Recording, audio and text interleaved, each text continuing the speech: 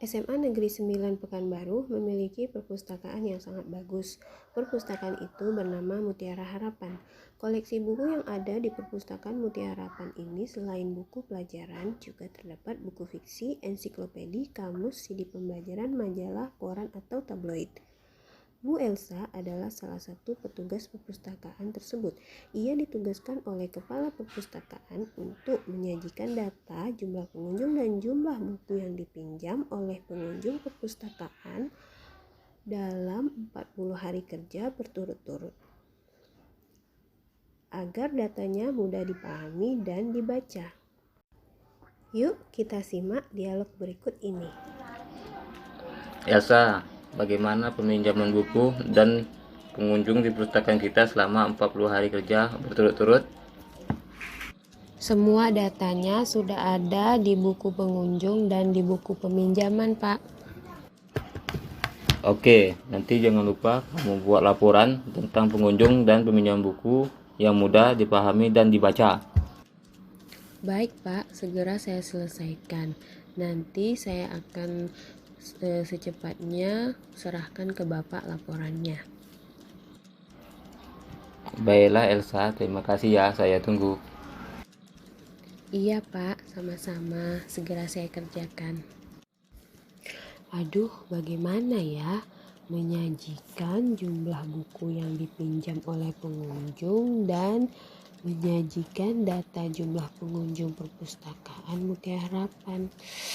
Aduh, aku harus belajar dulu nih.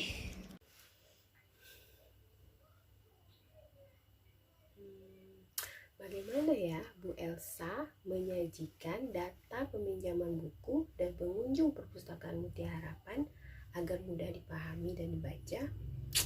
Yuk kita cari tahu bersama-sama. Halo sahabat cerdas, bertemu kembali dengan saya Bu Yani.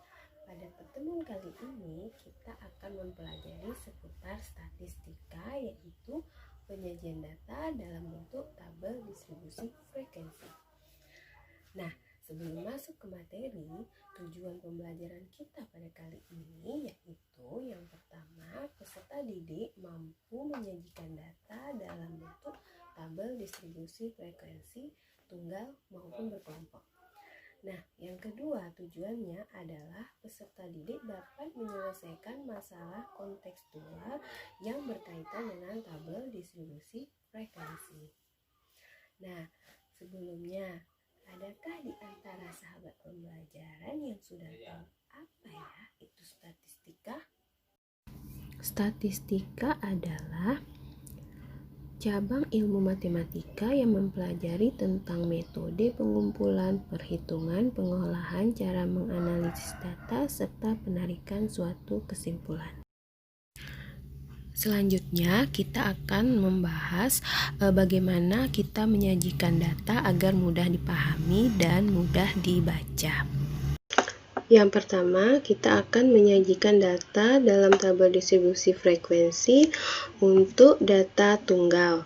Nah, kapan kita menggunakan tabel distribusi frekuensi tunggal? Jika data yang kita gunakan itu atau data yang kita peroleh itu tidak begitu beragam dan jumlahnya sedikit. Nah, seperti contoh berikut ini adalah nilai ulangan matematika 45 siswa kelas 12 SMA Negeri 9 Pekanbaru. Nah, di sini kan terlihat nilai ulangannya itu tidak begitu banyak dan bervariasi ya, sehingga kita bisa menyajikan datanya menggunakan tabel distribusi frekuensi tunggal.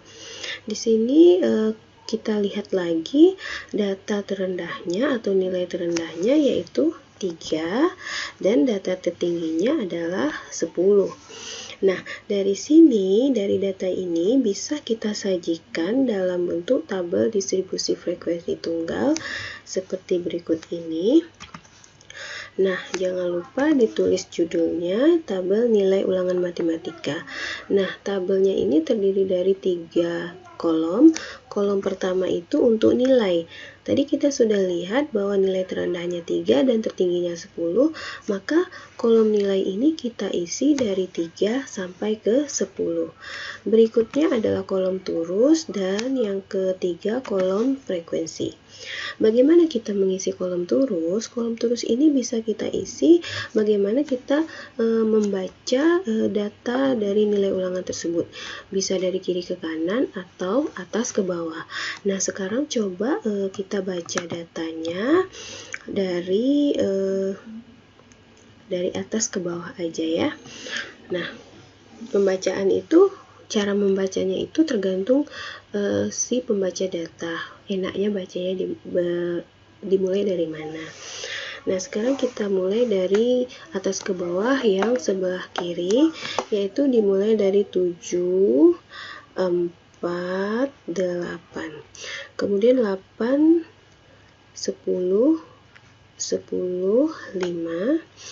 Terus 5, 9, 6, 5, 9, 6, terus lagi 10, 6, 7, 10, 6, 7, 9, 8, 7, 9, 8, 7, 6, 7, 7, ya, 7, 8, 8, 7, 8, 9, 4, 5, 10, 8, 7, 5, kemudian 3, 4, 8, 7, 6, 6, 3, 6, 6,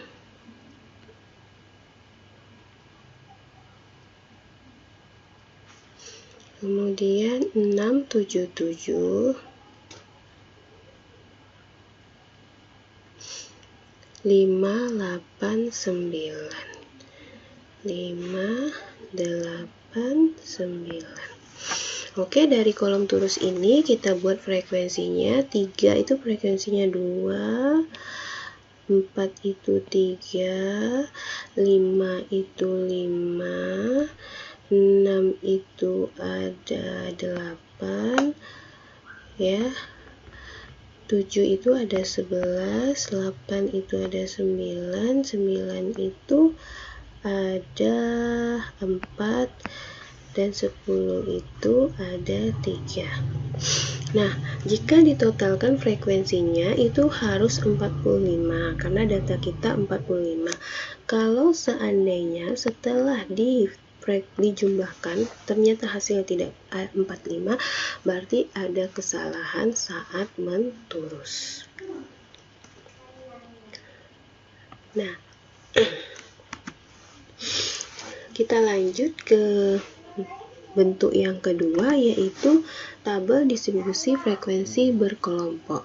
Nah, tabel distribusi berkelompok ini itu jika datanya itu bervariasi dan banyak. Nah, permasalahan Bu Elsa bisa kita selesaikan dengan tabel distribusi frekuensi berkelompok ini. Langkah-langkahnya yang pertama yaitu menentukan nilai terkecil dan nilai terbesar dari data yang belum diatur, kemudian menentukan jangkauan atau rentang. Nah, jangkauan atau range itu rumusnya X max kurang X min, artinya data tertinggi dikurang data terendah. Baik, yang kedua, menentukan banyak kelas atau disimbolkan dengan K menggunakan aturan Stargess, yaitu K ditambah 1 tambah 3,3 dikali log N, di mana N itu adalah banyaknya data. Nah, catatan, jika hasil dari K bukan bilangan bulat, maka K dibulatkan ke atas atau ke bawah sesuai kebutuhan. Kemudian yang C, kita menentukan panjang kelas interval atau disimbolkan dengan P. Nah, rumusnya itu adalah P sama dengan J per K atau jangkauan dibagi banyaknya kelas. Nah, langkah keempat, menentukan batas bawah kelas pertama dengan mengambil data terkecil. Data terkecil itu tidak harus sebagai batas bawah dan data terbesar juga tidak harus sebagai batas atas. Nah, langkah yang terakhir yaitu menentukan frekuensi tiap kelas menggunakan turus dan teli. Nah, data pengunjung perpustakaan Mutiara Harapan yang sudah direkap oleh Bu Elsa adalah seperti berikut ini.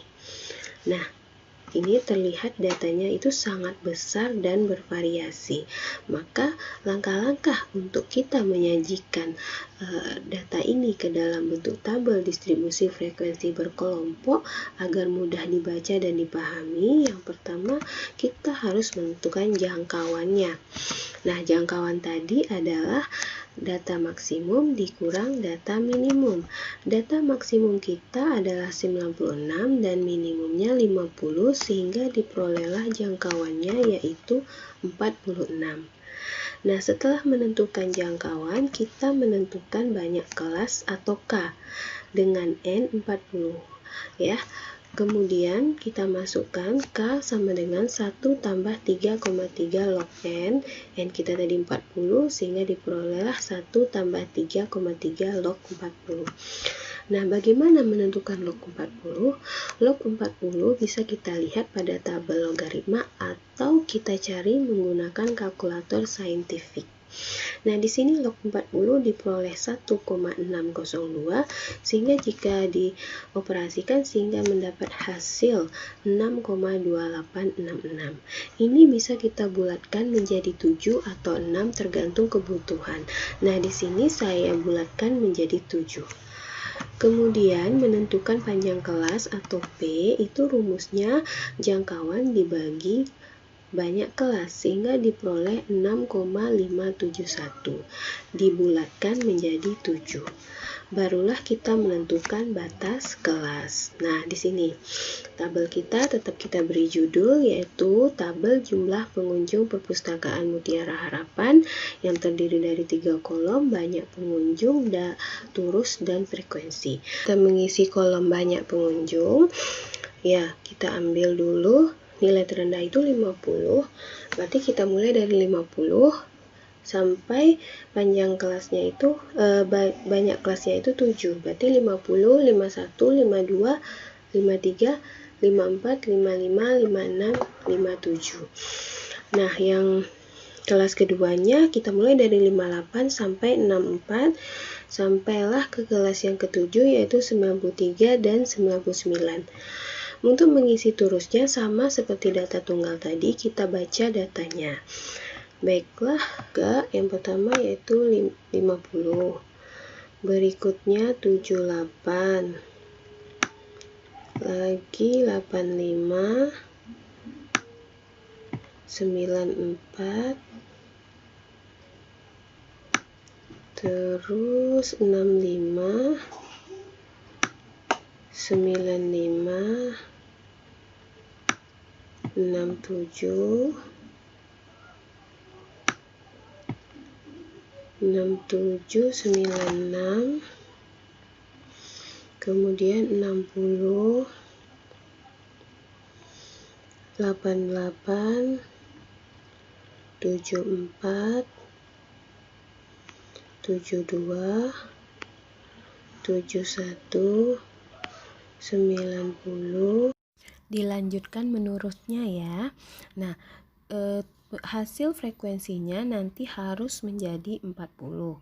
Nah, jika tidak sama berarti ada kesalahan pada waktu menturus.